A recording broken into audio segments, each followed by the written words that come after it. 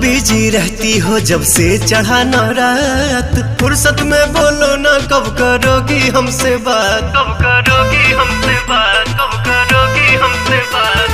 हरदम बिजी रहती हो जब से चढ़ा न रात, फुर्सत में बोलो ना कब करोगी हमसे बात। मगन हो किस मस्ती में थोड़ा हम पे ध्यान भी दीजिए। बलम जी नौ दिन नवरात्र में डिस्टर्ब न कीजिए। बलम जी नौ दिन नवरात्र में डिस्टर्ब न कीजिए।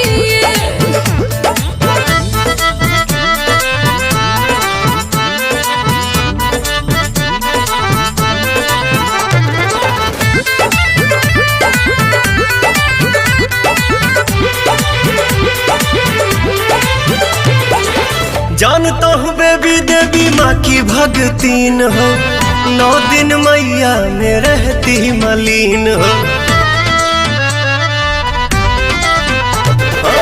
जानता हूँ बेबी देवी माँ की भगतीन हो, 9 दिन मैया में रहती मलीन हो। कलश धराई घरे करतानी पाठ जी, बारी धूप दिया पिया बिहरो साथ जी। कभी कभी मिल जाए मौका मेरा हाल भी लीजिए। बलम जी 9 दिन नवरात्र में डिस्टर्ब न कीजिए।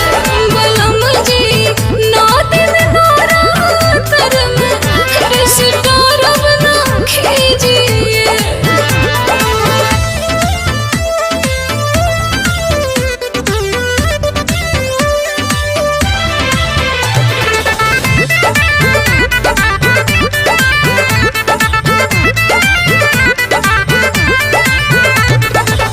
पूजा पाठ का ना हमको आता नियम है, इसलिए रानी तेरे साथ में ना हम है।